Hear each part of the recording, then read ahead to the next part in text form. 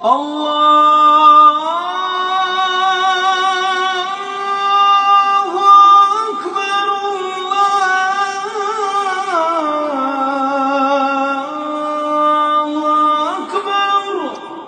أن لا إله إلا الله. اداره آب زمزم حرم نبوی شریف.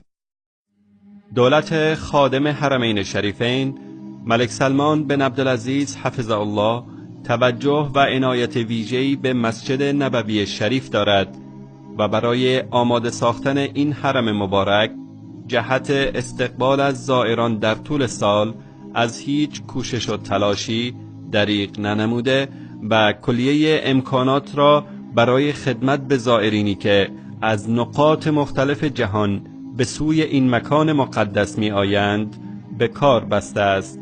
همه این تلاش ها برای اجابت به این کلام رسول الله صلی الله علیه و آله و سلم که فرمودند سفر کردن به قصد عبادت به یک مسجد معین جایز نیست مگر برای 3 مسجد، مسجد الحرام و مسجد من و مسجد الاقصی. این حدیث را امام بخاری و امام مسلم روایت کردند. در این راستا اداره رسیدگی به امور مسجد نبوی شریف کلیه خدمات مورد نیاز زائران این مسجد مبارک را فراهم نموده است که از مهمترین این خدمات تهیه آب زمزم برای حرم نبوی شریف است و آب زمزم مورد نیاز به صورت روزانه از مکه مکرمه به مدینه منوره منتقل می گردد. در روزهای عادی وزن زمزم جابجا شده از مقر بارگیریان در مکه مکرمه به تانکرهای مسجد نبوی شریف به بیش از 120,000 لیتر می رسد. برای حفاظت از بهداشت آب زمزم در مسجد نبوی شریف و سقف مسجد و محوطه بیرونی آن آب زمزم موجود در اماکنی سربسته نگهداری می شود. تعداد منابع نگهداری آب زمزم در مسجد نبوی شریف 39 منبع است. اداره توزیع آب زمزم حرم نبوی شریف تلاش می کند تا همواره با سطح کارایی بالا و دقت و توجه به جمعیت زائران موجود آب زمزم مورد نیاز نمازگزاران این مکان مقدس را فراهم آورد. تعداد کلمن‌های آب زمزم موجود در مسجد نبوی شریف. کلمن‌های آب زمزم در طبقه همکف مسجد نبوی شریف 6200 عدد. کلمن‌های آب زمزم موجود در سقف مسجد نبوی شریف 360 عدد.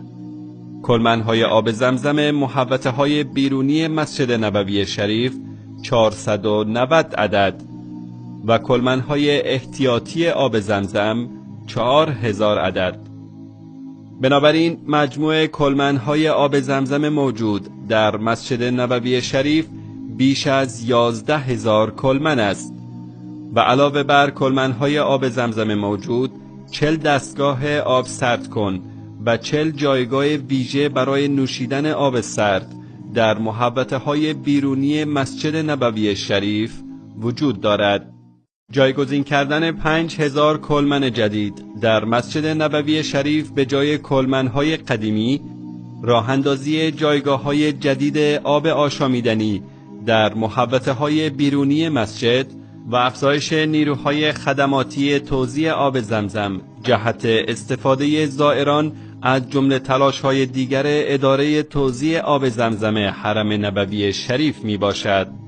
حرص و تلاش اداره کل امور مسجد نبوی شریف در ارائه برسر خدمات به زائران این مسجد مبارک نتیجه اهتمام و تلاش رهبریت این سرزمین پاک در خدمت به حرمین شریفین و زائران آن است.